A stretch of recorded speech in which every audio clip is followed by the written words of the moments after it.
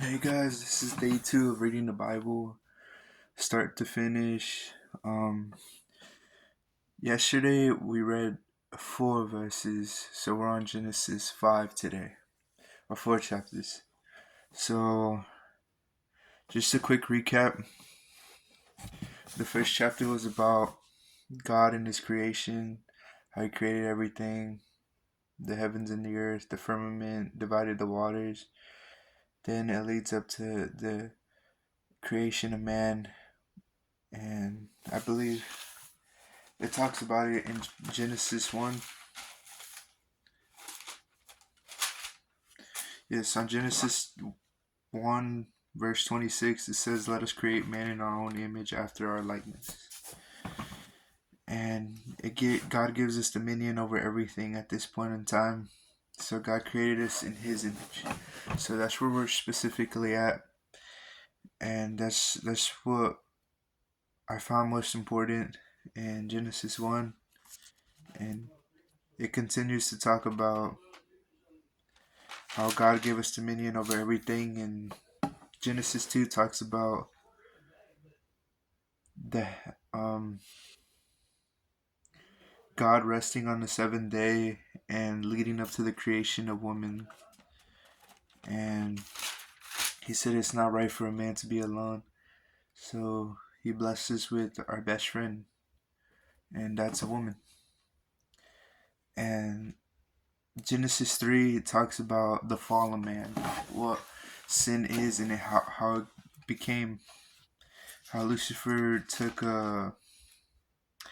form of a serpent and deceived Eve and Adam.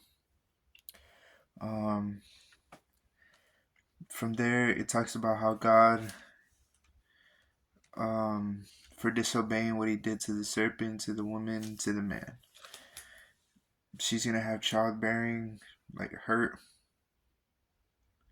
like it's gonna hurt when she brings children. Talks about it on verse 16. I will surely multiply your pain in childbearing. And to the man,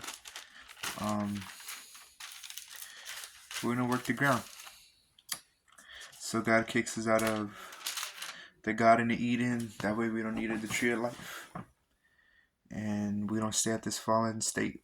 We ate the tree, or Mr. Adam and Mrs. Eve ate out of the tree of knowledge, and God kicks them out and guards the Eden with cherubim with flaming swords to not let us eat of the tree of life. And chapter 4 talks about how Adam and Eve had kids, Cain and Abel. How Cain was the worker of the ground and Abel was the worker of the field, the sheep. And how Cain offered an offering from the ground to God. And how Cain did likewise. Cain did that, and then Abel did the same thing. He offered fat portions in the Lord. And Cain got mad because God liked his brother Abel's offering, but he didn't like his. And he killed his brother for that. And I love this because it talks about a prophecy, I believe. Correct me if I'm wrong on this. It's on verse 7, chapter 4. If you do well, will you not be accepted? And if you do not do well, sin is crouching at the door. Its desire is contrary to you, but you must rule over it. And Jesus ruled over it. And from there, it talks about how God, the same way He tested Adam and Eve, He tested Cain, saying, "Where is your brother?" And then Cain says, "Am I my brother's keeper?" And talks about how Cain's punishment on what he did to his brother, and he was afraid because he was like, "Oh shit, I'm gonna die. They're gonna come after me and kill me." Say no one's gonna kill Cain, and that's just how merciful God was. That He didn't. He loved all His creations, and He didn't want anyone to kill them. But He was cursed sevenfolds, and it talks about how Cain had a wife, and she conceived, and from there he bore a son named Enoch. When he built a city, he called his name of the city of his son Enoch. And then it talks about his descendants. I like chapter 4 too, because it talks about how his children, what they did, and the instruments they created, and then like how what pride does. Let me find it for y'all. So there was this guy. It's in 22. It says Zillah bore to Bilhah. He was the forger of all instruments of bronze and iron. The sister of Tubal Cain was Naamah. Lamech said to his wives, Adah and Zillah, hear my voice, you wives of Lamech. Listen to what I say. I have killed a man for wounding me, a young man for striking me. If Cain's revenge is sevenfold, then Lamech is sevenfold. And to me, that sounds like being, prideful. And Adam knew his wife again, and they had a kid named Seth. Okay, guys, I'm back. Okay, sorry about that. Okay, so we're heading on to verse 5, or chapter 5. But before I go to chapter 5, this is what caught my eye as I was reading Genesis 4. To Seth also a son was born, and he called his name Enosh. At that time, the people began to call upon the name of the Lord. This is like what God revealed to me. I specifically don't know, but I know it's something very important. Okay, so chapter 5, that's just a summary. But let us begin. This is the book of the generation of Adam. When he created man, he made him in the likeness of God, male and female. He created them and blessed them and named them man. When they were created, when Adam had lived 130 years, he fathered a son in his own likeness, after his image, and named him Seth. The days of Adam after he fathered Seth were 800 years, and he had other sons and daughters. Thus all the days of that Adam lived were 930 years, and he died. When Seth had lived 105 years, he fathered Enosh. Seth lived after he fathered Enosh 807 years, and had other sons and daughters. Thus all the days of Seth were 912 years, and he died. When Enosh had lived 90 years, he fathered Kenan. Enosh lived after he fathered Kenan 815 years, and had other sons and daughters. Thus all the days of Enosh were 905 years, and he died. When Kenan had lived 70 years, he fathered Mahalalel.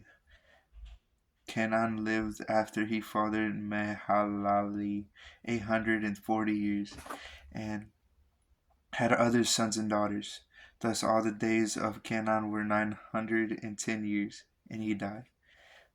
When Mahalalel had lived 65 years, he fathered Jared. Mahalalel lived after... Okay, forgive me. I'm not good at reading names. Okay, Mahalalel lived after he fathered Jared 830 years and had other sons and daughters. Yeah. Sorry. My little brother just came into the room. You want to read with us? Okay. So where are we at? Mahalalel lived after he fathered Jared 830 years and had other sons and daughters. Thus all the days of Mahalalel were 895 years, and he died. When Jared had lived 162 years, he fathered Enoch. Jared lived after he fathered Enoch 800 years, and had other sons and daughters. Thus all the days of Jared were 962 years, and he died. When Enoch had lived 65 years, he fathered Methuselah. Enoch walked with God after he fathered Methuselah 300 years, and had other sons and daughters. Thus the days of Enoch were 365 years. Enoch walked with God, and he was not, for God took him. When Methuselah had lived 187 years, he fathered Lamech. Methuselah lived after he fathered Lamech 782 years, and had other sons and daughters. Thus all the days of Methuselah were 969 years, and he died. When Lamech had lived 182 years, he fathered a son, and he called his name Noah, saying, Out of the ground that the Lord had cursed, this one shall bring us relief from our work and from the painful toil of our hands. Lamech lived after he fathered Noah 595 years, and had other sons and daughters. Thus all the days of Lamech were 777 years, and he died. After Noah was 500 years, Noah fathered Shem, Ham, and Japheth. Chapter 6. When man began to multiply on the face of the land, and the daughters were born to them, the sons of God saw that the daughters of man were attractive, and he took as their wives any they chose. Then the Lord said, My spirit shall not abide in man forever, for he is flesh. His days shall be 120 years. The Nephilim were on the earth in those days, and also afterward, when the sons of God came in to the daughters of men, and they bore children to them. These were the mighty men who were of old, the men of renewed. The Lord saw that the wickedness of man was great in the earth, and that every intention of the thoughts of his heart was only evil continually. And the Lord regretted that he had made man on earth, and it grieved him to his heart. So the Lord said, I will blot out man, whom I have created from the face of the land, man and animal and creeping things and birds of the heavens, for I am sorry that I have made them. But Noah found favor in the eyes of the Lord. These are the generations of Noah. Noah was a righteous man, blameless in his generation. Noah walked with God, and Noah had 3 sons, Shem, Ham, and Japheth. Now the earth was corrupt in God's sight, and the earth was filled with violence. And God saw that the earth belonged, and behold, it was corrupted. For all flesh had been corrupted their own on the earth. And God said to Noah, I have determined to make an end of all flesh, for the earth is filled with violence throughout them. Behold, I will destroy them with the earth. Make yourself an ark and a gopher of wood. Make rooms in the ark and cover it inside and out with pitch. This is how you are to make it. The length of the ark is 300 cubits, its breadth 50 cubits, and its height 30 cubits. Make a roof for the ark and finish it to a cube above, and set the door of the ark in its inside.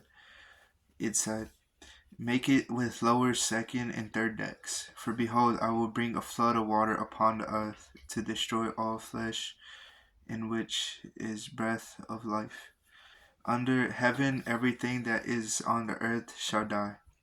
But I will establish my covenant with you, and you shall come into the ark, you and your sons, your wife, and your sons' wives with you. And every living thing of all flesh shall bring 2 every sort into the ark, so in 2 pairs, to keep them alive with you. They shall be a male and female, of the birds according to their kind, and of the animals according to their kind, of every creeping thing on the ground according to its kind. 2 of every sort shall come in to you to keep them alive. Also take with you every sort of food that is eaten, and store it up. It shall serve as food for you and for them. Noah did all these things. He did all that God commanded him. I love the ending where he says he did all that God commanded him. He didn't just do one thing, he did all. Okay. Oh, my pencil. Okay. Right. Then the Lord said to Noah, "Go into the ark, you and your household, for I have seen that you are righteous before me in this generation. Take with you 7 pairs of all clean animals, the male and his mate, and a pair of animals that are not clean, the male of and his mate, and 7 pairs of birds of the heavens, also male and female, to keep their offspring alive on the face of the earth. For in 7 days I will send rain on the earth, 40 days and 40 nights." That's a long time. "In the earth and every living thing that I have made I will blot out from the face of the ground." I love that. And Noah did all that the Lord had commanded him. Noah was 600 years when the flood of water came upon the earth. And Noah and his sons and his son's wife with him went into the ark to escape the waters of the flood, of the clean animals and of the animals that are not clean, and of the buds and of everything that creeps on the ground. 2 and 2, male and female, went into the ark with Noah, as God had commanded Noah. And after 7 days the waters of the flood came upon the earth. In 600 year of Noah's life, in the 2nd month, and on the 17th day of the month, on that day all the fountains of the great deep burst forth, and the windows of heavens were opened, and all the rains fell upon 40 days and 40 nights. On the same day Noah and his sons Shem and Ham and Japheth, and Noah's wife, and 3 wives of his sons with them, into the ark, they and every beast according to its kind. So right here, verse 13 through 14, they went into the ark. So we're learning about when they went into the ark. They went into the ark with Noah and 2 of all flesh, in which there was the breath of life. And those who entered, male and female of all, went in, as God had commanded him, and the Lord shut him in. The flood continued 40 days on the earth, and the waters increased and bore up the ark, and it rose high above the earth. The waters prevailed and increased greatly on the earth. And the ark floated on the face of the waters, and the waters prevailed so mightily on the earth that all high mountains under the whole heaven were covered. The waters prevailed above the mountains, covering them 15 cubits deep. And all flesh died and moved on the earth, birds and livestock, beasts, all swarming creatures that swarmed on the earth, and all mankind. Everything on dry land in whose nostrils had breath of life died. He blotted out every living thing that was on the face of the ground, men and animals and creeping things and birds of the heavens. They were blotted out from the earth. Only Noah was left, and those who were with him in the ark. And waters prevailed on earth for 150 years. That is my fault. Okay. So let us move on to chapter 8. But God remembered Noah and all the beasts and all the livings, all the livestock that were with him in the ark. And God made a wind blow over the earth, and the waters subsided. The fountains of the depth and the windows of the heavens were closed. Oh man, God's so amazing.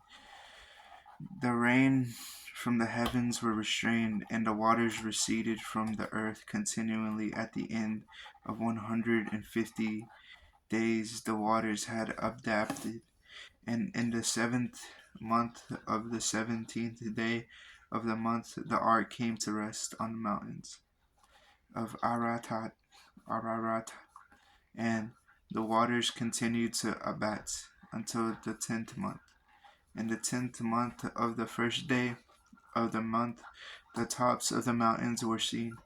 And the end of the 40 days, Noah opened the windows of the arks that he had made, and sent forth a raven. It went to and fro until the waters were dried up from the earth. Then he sent forth a dove from him to see if the waters had subsided from the face of the ground. But the dove found no place to set her foot, and she returned to him to the ark. For the waters were still on the face of the whole earth. So he put out his hand and took her and brought her into the ark with him.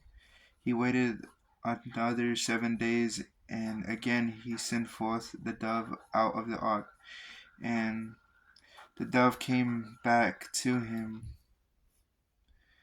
in the evening, and behold, in her mouth was a freshly plucked olive leaf. So no one knew that the waters had subsided from the earth. Then he waited another 7 days and sent forth the dove, and she did not return to him any more. In the 601st year, in the first month, the first day of the month, the waters were dried from off the earth, and Noah removed the covering of the ark, and looked, and behold, the face of the ground was dry. In the 2nd month, on the 27th day of the month, the earth had dried out.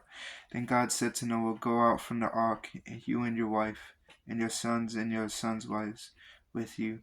Bring out with you every living thing that is with you, all flesh, birds and animals, and creeping things that creeps on the earth, that they may swarm on the earth, and be fruitful, and multiply on the earth. So Noah went out, and his sons, and his wife, and his wives with him. Every beast, every creeping thing, and every bird, everything that moves on earth went out by families from the ark. So that's the end of chapter 8. Wait, no, that is not the end of chapter 8. My fault. Okay. Then Noah built an altar to the Lord, and took some of every clean animal and some of every clean bird, and offered burnt offerings to the altar.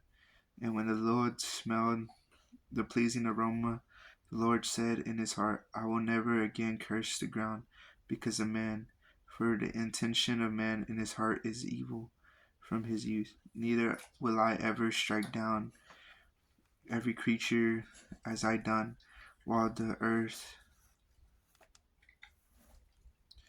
remains, seed time and harvest, cold and heat, summer and winter, day and night shall cause it not cease. Okay. So I found a lot of interesting things in these last 3 chapters. But let's go to chapter 9. And God blessed Noah and his sons, and said to them, Be fruitful and multiply and fill the earth. The fear of you and the dread of you shall be upon every beast of the earth, and upon every bird of the heavens, upon everything that creeps on the ground, and all the fish of the sea. Into your hands they are delivered. Every moving thing that lives shall be food for you. And as I gave you the green plants, I give you everything. But you shall not eat flesh with its life, that is its blood.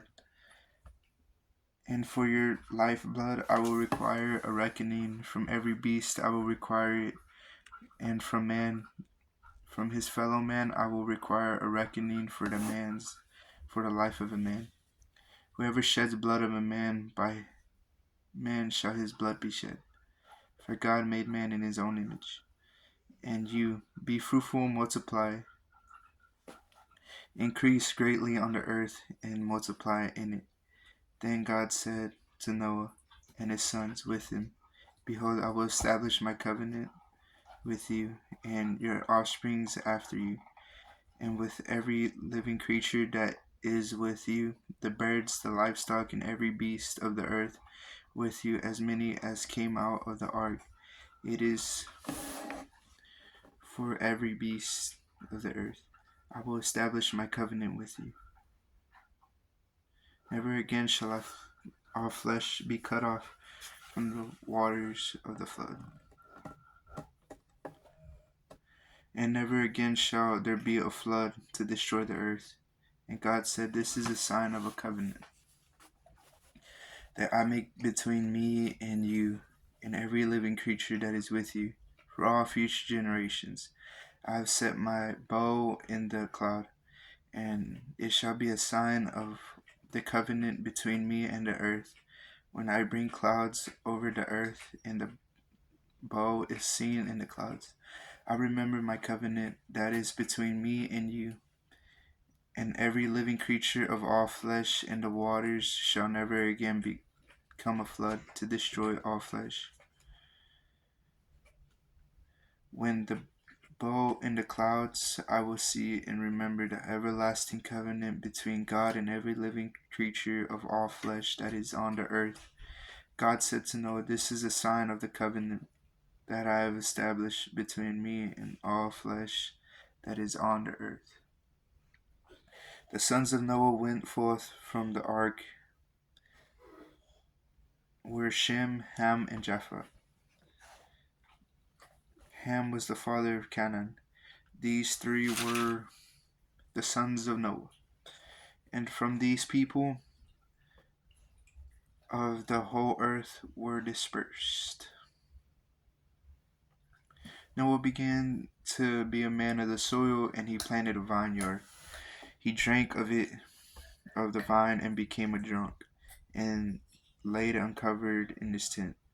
And Ham, the father of Canaan, saw the nakedness of his father, and told his two brothers, Go outside. Then Shem and Japheth took a garment and laid it on both their shoulders, and walked backward, and covered the nakedness of their father. Their faces were turned backwards, and they did not see their father's nakedness. When Noah awoke from his wine and knew what his youngest son had done, he said to him, Cursed be Canaan, a servant of servants shall he be to his brothers.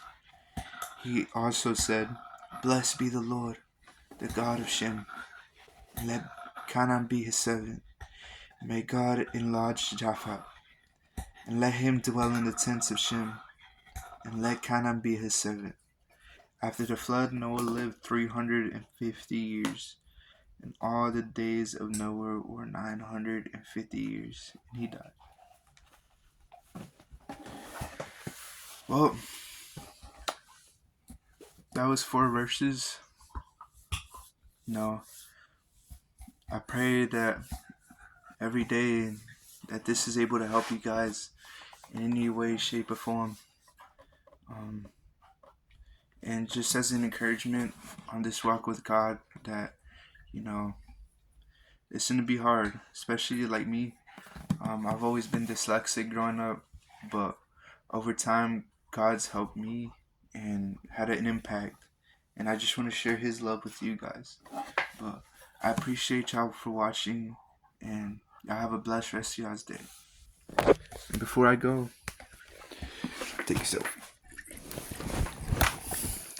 We'll see y'all on the next video. See y'all.